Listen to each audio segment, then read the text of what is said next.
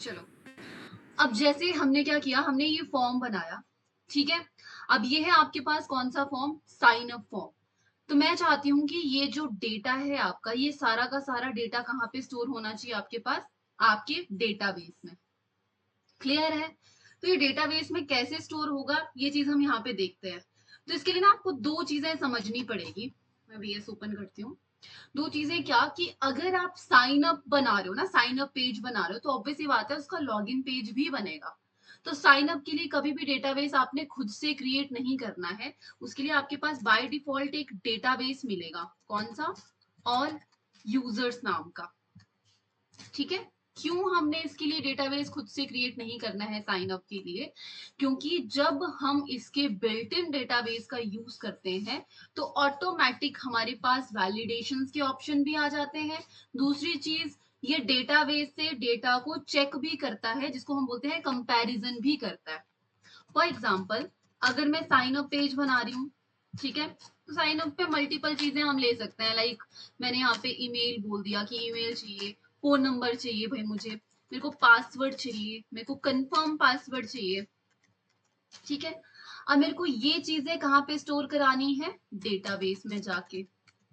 ठीक है। अब साइन अप से तो आपने ये चीज कर ली, लेकिन आईडी बनती है एक बार।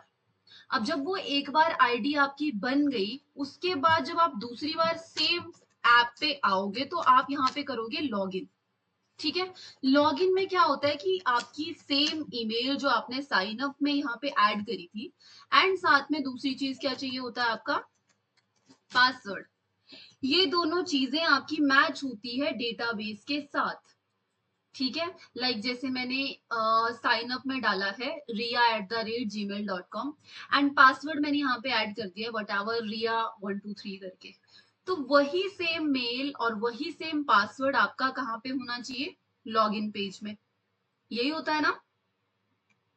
तो अगर आप चाहते हो कि ऑटोमेटिक ये वाली वैलिडेशन इसमें आए, तो उसके लिए आपको क्या करना पड़ेगा, एक ये जो आपके पास बिल्ट इन डेटाबेस होता है, इसका यूज करना पड़ता है आपको ऑल यूजर्स का।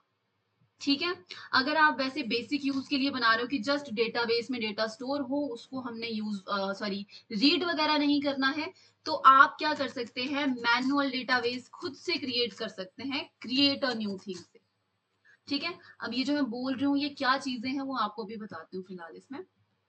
जैसे देखो, मैंने एक सिंपल सा फॉर्म बनाया है जिसमें ईमेल मुझे गेट करनी है, पासवर्ड गेट करना है, कंफर्म पासवर्ड गेट करना है, फोन नंबर गेट करना है, एंड लास्ट आ रहा है आपके पास एड्रेस। ठीक है। ये सारी चीजें मेरे को गेट करनी है। तो इसके लिए सबसे पहले हम क्या करेंगे, हम जाएंगे डेटाबेस में। ठीक है। अब डेटाबेस में जब हम गए तो यहाँ पे मेरे पास मल्टीपल डेटाबेस आ रहे हैं, लाइक लोकेशन, राइट लोकेशन, उदय करके बनाया हुआ है यहाँ पे एक डेटाबेस, और एक है यूजर करके। अब मेरी सारी की सारी जो इंफॉर्मेशन आएगी वो कहाँ पे आएगी, इस वाले यूजर्स में। कहाँ पे, ये जो हमारे पास यहाँ पे यूजर आ रहा है ना, लाइक ये वाला जो यूजर आपके पास आ रहा है, इस यूजर के अंदर मुझे सारी की सारी डेटा जो है वो स्टोर करवानी है, किसके लिए, साइन अप के लिए। और बाकी अगर मैं बेसिक बना रही हूँ, लाइक लोकेशन के लिए बना रही हूँ मैं, तो लोकेशन के लिए आप ऑटोमेटिक यहाँ पे डेटाबेस क्या कर सकते हैं, क्रिएट कर सकते हैं। फॉर एग्जाम्पल, जैसे अभी मैं आपको बताती हूँ मैंने क्या करना है, मैंने बाकी जो खुद से बनाए हैं डेटाबेस वो मैंने यहाँ पे कर दिए कट। एक रह गया आपके पास कौन सा, यूजर वाला। अब जब यूजर वाला आपको यहाँ पे दिख रहा है ना, तो ये जो एड्रेस है एंड ये जो साथ में आपके पास फोन नंबर है, ये मैंने खुद से ऐड किया है। अगर आप ये जो यूजर वाला डेटाबेस चेक करोगे अपने पीसी पे, तो आपको सिर्फ यही वाले ऑप्शंस दिखेंगे, email, modified date, created date और स्लग। बस यही चीजें आपको दिखेगी, जितनी भी आपकी एड ऑन चीजें हैं वो नहीं दिखेगी। तो उसके लिए आपको क्या करना पड़ेगा, ये है आपके पास यहाँ पे डेटाबेस। ठीक है। जो कि आप यहाँ से एक न्यू भी बना सकते हैं, लेकिन मेरे को ये जो बिल्ट इन डेटाबेस है इसी पे काम करना है। तो इसके लिए मैंने क्या किया, क्रिएट अ न्यू फील्ड, क्योंकि मेरे पास दो न्यू फील्ड्स भी हैं इसके अलावा। कौन कौन सी, एक तो है आपके पास फोन नंबर वाली। ठीक है। तो अगर तो आप चाहो तो इसको आप इंटीजर में भी यूज कर सकते हो। तो कहाँ पे गया यहाँ पे इंटीजर, नंबर दिख रहा है आपको कहीं पे, ये है नंबर। तो आप इसकी डेटा टाइप लगा दो यहाँ पे नंबर, मैंने लगा ली इसकी डेटा टाइप नंबर।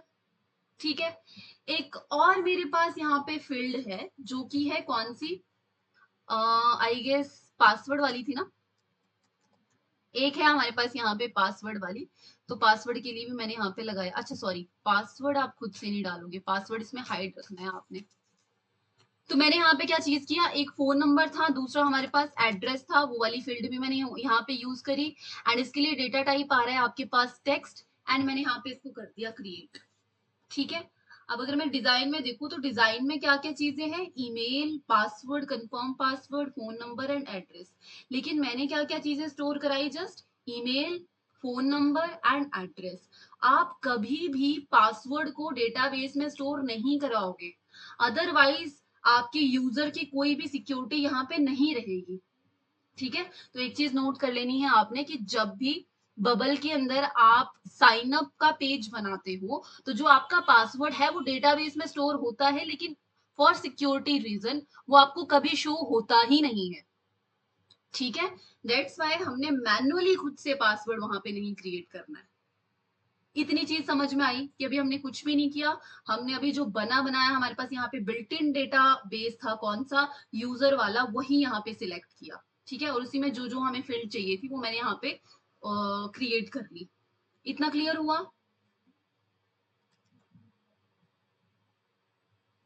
हेलो? हाँ सुन रहे हैं। है ना, क्लियर है ना इतना? अब देखो हमें क्या करना है, इसको डेटाबेस के साथ कनेक्ट करना है। तो मैं बाकी किसी चीज के साथ नहीं छेड़ूंगी। क्यों? क्योंकि मेरी कंडीशन ये होगी कि जब मैं बटन पे क्लिक करूं तब ये सारा का सारा डेटा या जो भी मैंने इनपुट गेट करी है वो स्टोर होनी चाहिए कहाँ पे, डेटाबेस के अंदर। तो उसके लिए हमने जाना है इंटरेक्शन में। मैंने पहले से इंटरेक्शन बनाई हुई है, इसको मैं कर देती हूँ यहाँ से डिलीट, ताकि आपको प्रॉपर मैं स्टार्टिंग से सिखा पाऊँ इसको। तो मैंने इसको कर दिया डिलीट। ठीक है। एंड डायरेक्ट हम कहाँ पे जाते हैं, डिजाइन में। ठीक है। अच्छा, एक और चीज हमने यहाँ पे यूज करनी है, अलर्ट मैसेज, कि जैसे ही मैं फॉर्म को सबमिट करूं या कोई भी डेटा मैं गेट कर रही हूँ, उस वो डेटा जब डेटाबेस में स्टोर हो जाता है तो मेरे पास यहाँ पे एक अलर्ट मैसेज आना चाहिए। तो हम क्या करते हैं, एक अलर्ट मैसेज उठा लेते हैं, यहाँ से मैंने लगा दिया यहाँ पे। ठीक है। वट जो भी आपने इस टेक्स्ट का नाम लिखना है तो मैंने लिख दिया यहाँ पे, सबमिट सक्सेसफुली, इस तरीके से। हो गया इतना? अब जब आप रन करोगे ना, ये आपको नहीं दिखेगा, यहाँ पे प्रीव्यू में आपको दिखेगा ही नहीं अलर्ट। और हम यही चाहते हैं कि जब मैं बटन पे क्लिक करूं तभी मेरा अलर्ट दिखना चाहिए, ऐसे अलर्ट नहीं दिखना चाहिए। अभी दिख रहा है क्या हमारा अलर्ट? नहीं दिख रहा ना? अब हमने क्या करना है, बटन पे जब हम गए, बटन पे जाने के बाद हमने जाना है इंटरेक्शन में। क्यों इंटरेक्शन में जाना है? क्योंकि अभी मेरे को फ्रंट एंड का डेटा डेटाबेस में भेजना है। तो डायरेक्ट ये चीज तो पॉसिबल है नहीं कि मैं front end to database connectivity कराऊं। नहीं, इसके लिए चाहिए आपको एक सर्वर जो डेटा को क्या करेगा, सर्व करेगा। तो जो कि होता है आपका बैकएंड। तो हम क्या करेंगे, हम यहाँ पे क्लिक करेंगे ऐड वर्क फ्लो पे। सिंपली अगर आपने बात समझनी है तो ये जो वर्क फ्लो है ये जस्ट आपकी फंक्शनैलिटीज रन कराता है। एंड दूसरी चीज अगर आपने समझनी है तो ये एक बैक एंड का काम कर रहा है। ठीक है। अब इसको आप समझो, इसमें क्या क्या चीजें चलती है, वर्क फ्लो कैसे काम करता है।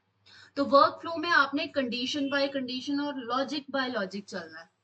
तो इसमें फर्स्ट लॉजिक क्या चल रहा है कि मैं फॉर्म अगर फिल करती हूँ और उसमें जब मैं बटन को क्लिक करूंगी, यहाँ पे आ रहा है ना बटन सबमिट इज क्लिक्ड, कि जब भी मैं बटन पे क्या करती हूँ, क्लिक करती हूँ, देन नेक्स्ट स्टेप क्या होना चाहिए, देन आपने जाना है अकाउंट में। अकाउंट में क्या करोगे आप, साइन द यूजर अप। तो आपने क्या करना है, यहाँ पे साइन अप करना है। ठीक है। कैसी कंडीशन बन रही है हमारी, कैसे लॉजिक बन रहा है कि इफ अगर मैं बटन पे क्लिक करती हूँ देन क्या होना चाहिए, देन नेक्स्ट स्टेप आपके पास साइन अप वाला होना चाहिए। अब साइन अप में क्या क्या प्रॉपर्टी आ रही है, तो इसमें जो ईमेल एंड पासवर्ड है वो बाय डिफॉल्ट आएगा। तो आपने क्या किया, आपने यहाँ पे ईमेल गेट करनी है, तो ईमेल के लिए क्या चीज आएगी आपके पास, यहाँ पे input enter email S value. अगर आपने ये एस वैल्यू नहीं लगाई ना तो ये इनपुट तो गेट करेगा लेकिन डेटाबेस में आपकी वैल्यू स्टोर नहीं होगी। ठीक है। दैट्स वाई मैंने यहाँ पे क्या कर लिया, ईमेल के लिए बोल दिया कि input enter S value.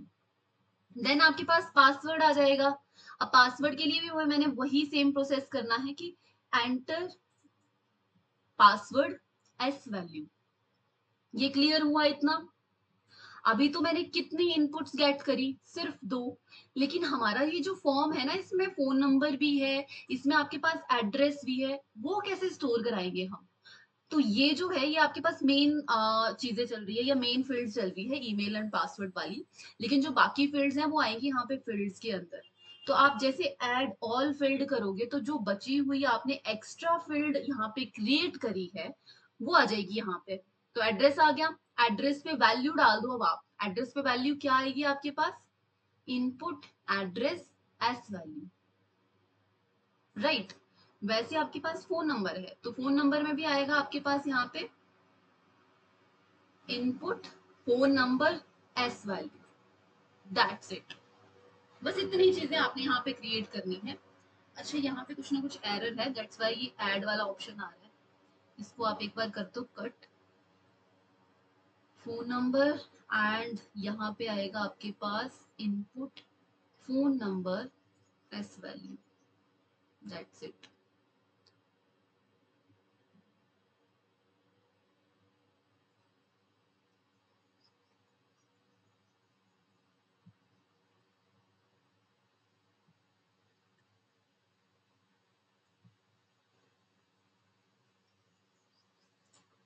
Add के लिए ऑप्शन क्यों बता रहा है? इशू चेक करते हैं, इशू क्या है।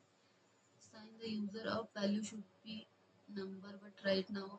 अच्छा, ठीक है ठीक है, ओके ओके ओके। अब ये पता क्यों एरर आ रहा है आपके पास? क्योंकि आपने डेटाबेस में डाला है कि वैल्यू नंबर में है। लेकिन अगर मैं यहाँ पे चेक करूँ ना, इस इनपुट में अगर चेक करूँ तो इनपुट में यहाँ पे आपके पास ये कन्फिगर में अब अगर आप चेक करोगे तो फॉर्मेट कैसे आ रहा है आपका टेक्स्ट। तो इसको किस चीज में कन्वर्ट करना पड़ेगा मुझे? इंटीजर में। नाउ देखो, इशू रिजॉल्व हो गया ना आपके पास यहाँ पे। ये तो चलो एक इशू आ रहा है, इसको तो छोड़ो, ये गूगल मैप के लिए है। तो ये मैंने कुछ और यहाँ पे कोड किया था उसके लिए। अभी देखो आपके पास ये वाली प्रॉब्लम भी सॉल्व हो गई। चेक करते हैं इसको जरा। तो सबमिट पे गए, इंटरेक्शन पे जाओ एंड यहाँ पे क्लिक करो। ठीक है। तो मैंने क्या बोला पहले कि बटन को क्लिक करते हैं तो क्लिक करने के बाद साइन अप होना चाहिए। अब साइन अप जो हो रहा है तो कौन कौन सी वैल्यू आपकी जो है फ्रंट एंड टू डेटाबेस में जाएगी, तो वो मैंने डाल दी यहाँ पे email, password, address and phone number. लेकिन ये जो पासवर्ड है ये आपका डेटाबेस में स्टोर होगा लेकिन आपको शो नहीं होगा। ठीक है। अब इतना मैंने कर लिया। इतना करने के बाद अब मैं बोलूंगी कि अगर मेरे पास ये जो साइन अप है ये क्लियरली चल रहा है तो नेक्स्ट स्टेप मुझे क्या करना है? एलिमेंट एक्शन में जाना है। एंड एलिमेंट एक्शन में क्या करोगे? अब ये क्या चीजें हैं ये भी समझाती हूँ मैं आपको। अकाउंट में क्या होता है कि जितने भी आपके पास ऑथेंटिकेशन चलानी है आपने, लाइक साइन अप करना है, लॉग इन करना है, लॉग आउट करना है, ठीक है, तो उसके लिए चलता है आपके पास ये अकाउंट। ठीक है। वैसे नेक्स्ट चलता है आपके पास नेविगेशन। नेविगेशन का मतलब होता है कि आपको एक पेज से दूसरे पेज पे भेजना है अगर किसी को। ठीक है, मान लो कि मैं चाहती हूँ कि जिसके पास एडमिन लॉगिन होगा वही डैशबोर्ड में जा सकता है। तो उसके लिए आप क्या करोगे? उसको नेविगेट करोगे, ना कि लिंक लगाओगे। क्योंकि लिंक को हर कोई एक्सेस कर सकता है। नेविगेट में आप क्या कर सकते हैं? यहाँ पे वैलिडेशन या रिस्ट्रिक्शंस लगा सकते हो। तो इसमें मल्टीपल चीजें हैं कि नेविगेशन में क्या क्या आ रहा है आपके पास पेज के रिलेटेड, कि प्रीवियस पेज पे चले जाए हम या फिर नेक्स्ट पेज पे, या रिफ्रेश हो जाए आपके पास कोड। वो सारी सारी चीजें आ रही है यहाँ पे। नेक्स्ट आ रहा है आपके पास डेटा। अगर आपने मैन्युअली कोई डेटाबेस यहाँ पे डेटाबेस के साथ कोई लिंक करना है या फ्रंट एंड टू किसी फॉर्म को डेटाबेस के साथ अगर स्टोर कराना है तो वो चीज आती है आपकी डेटा में। नेक्स्ट आता है आपके पास एपीआई कनेक्शन, कि आपको एक वेबसाइट से डेटा उठा के दूसरी वेबसाइट में स्टोर कराना है, उसके लिए आएगी आपके पास एपीआई कनेक्शन। देन नेक्स्ट आता है आपके पास ईमेल, कि अगर आपने डेटा डायरेक्ट ईमेल में भेजना है या कहीं से आपने ईमेल को वेरीफाई करना है तो वो ईमेल के लिए यही प्रोसेस रहेगा। देन आता है पेमेंट। ये तो चलो पेमेंट्स के लिए है, पेमेंट गेटवे अगर आपने बनाना है।